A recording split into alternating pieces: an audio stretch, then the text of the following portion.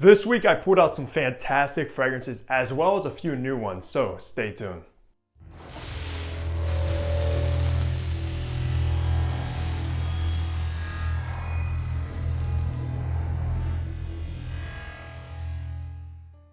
Hey, what's going on guys? Hunter here and welcome back to my channel where I upload weekly fragrance content. So go ahead and hit the subscribe button down below and also make sure to follow me over on my Instagram page. But of course, you already know the drill. Another week, another weekly fragrance rotation coming right at you. If you aren't familiar with this series, we basically go through what fragrance I wear on each day, how many sprays, the kind of weather, and of course if that fragrance got any compliments or not. So let's not waste any time and get right into Sunday. For Sunday, it happened to be in the mid 80s, kind of a cloudy, gloomy day outside, and I did pull out a brand new fragrance in my collection, and it's coming from the house of Fleur, and it is Father Figure. Now, I love the marketing behind this Father Figure because this is a fig-based fragrance, of course. And lately, I've been obsessed with fig-heavy fragrances, and this one is no exception. You're gonna get a burst of this green, fruity, kind of an earthy fig. And if you haven't tried anything from the house of Fleur, what are you waiting for? Because they've been coming out with some bangers, especially Tangerine Boy, one of my favorite fresh citrus kind of summer fragrances by far, especially at that $100 price tag. You cannot beat it. This one's also another banger, probably my second favorite from the house.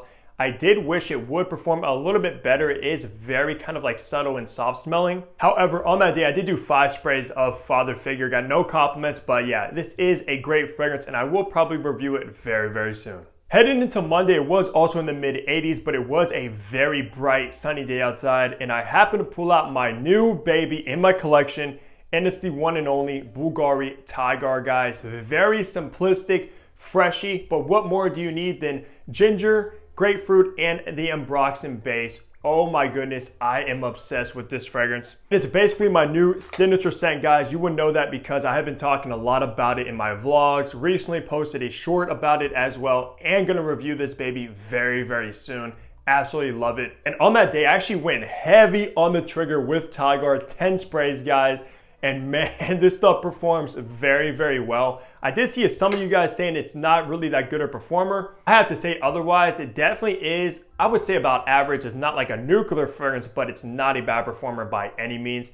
Definitely up there with, of course, like L'Immensité and Vibrato when it comes to performance. They're all about equal, I would have to say that too. And of course, the price tag on this beauty is insane, around $400 for a designer. That is crazy, but if it's gonna be my signature scent, I think it's well worth it. Now, I got no compliments with Tygar on Monday, but you already know the people I'm usually around are a bunch of haters when it comes to fragrances. If you are familiar with my weekly fragrance rotations, you would already know that, but man, I know they smelled it. I know they enjoyed it because this one is hard to hate. Now for Tuesday, also in the mid 80s as well, kind of cloudy outside, and I went with a fragrance I've been addicted to the moment I got my nose on it a few years ago, and it is Jo Malone's Oud Bergamot, one of the best from the entire house alongside Myrrh and Tonka.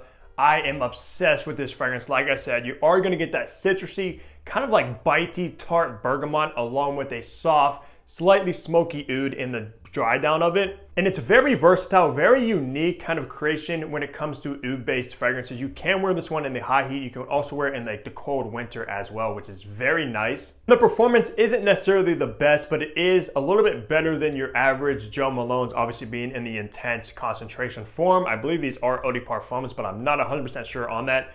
Now, on that day, I did do 6 sprays of oud and bergamot.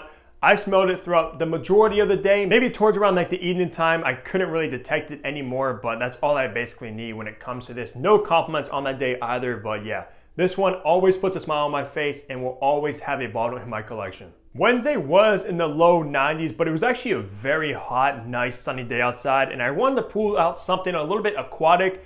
And I reached for this one because I thought it was an aquatic fragrance and I wasn't really that familiar with it. It is a new launch from Montal and this is Aqua Palma.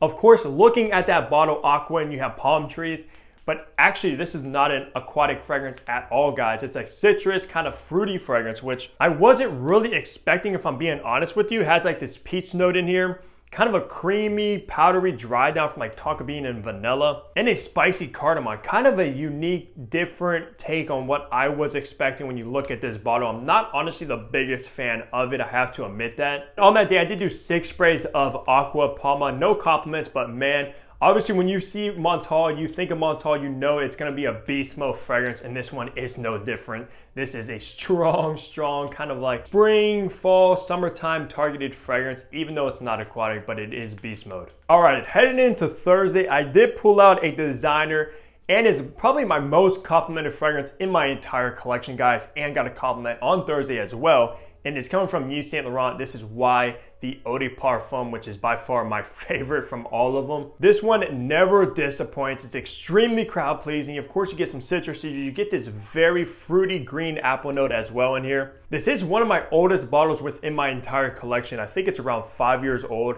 And this is an absolute nuke of a fragrance right here, guys, especially this batch. It's so strong. And like I said, I did get a compliment on Thursday from a person that I have been around for a long time, and she's never complimented me, never said anything about my fragrance in the past. But on that day, she actually was around me, and she said, your cologne smells amazing, and I usually don't like the smell of cologne. So that has to tell you something right there. If you're looking for a compliment magnet fragrance from a designer house, absolutely get YEDP over Dylan Blue, over even Bleu de Chanel. This is the one that gets the most compliments and the most attention by far. And on that day, I did do 6 sprays as well. I'm not 100% sure if the newer batches are as strong as this old kind of, maybe this is one of the first batches. Actually, I think it is one of the first batches if I'm not mistaken. Anyways, the DNA itself is a compliment magnet. Friday happened to be the warmest day of the week, in the low 90s as well, but it was kind of cloudy outside, so it wasn't really like sunny or bright. And I was in the mood for like a comforting lavender fougere fragrance, and this is one of my favorite fougere barbershop style fragrances in my collection by far, and it's Raja Parfum's Scandal Parfum Cologne. Look how beautiful that purple bottle is. It definitely reminds me of like the note of lavender, and that's exactly what you're gonna get.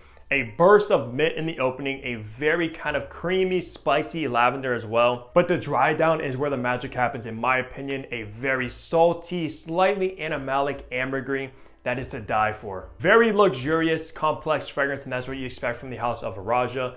And this is it right here. Now, if you love fougères, you have to at least sample this stuff. I'm not sure about the original Parfum concentration, but the PC version is outstanding. On that day, I did do 5 sprays, no compliments. Don't really recall if I did that much on Friday, but man, I was in heaven while wearing this fragrance. Tom Ford's Beau de Jour is usually my favorite fougere, but this one gives it a run for its money. So wrapping the week off on Saturday, I did go with a Louis Vuitton that is criminally underrated, guys. This is one of my favorites from the entire house, at least because I'm a patchouli lover. So if you love patchouli, this has to be on your radar, and it is, of course, orage, which means thunderstorm or storm. And on Saturday, we happen to have a downpour, a very thunderstorm kind of day, and this is the perfect fragrance for that. You do get this very kind of tart bergamot note in here, along with that earthy kind of wet patchouli, some vetiver, in this elegant, sophisticating iris notes. So if you love those notes, you have to check out Orage. I know this does get compared to like Hermès's Terre de Hermès, which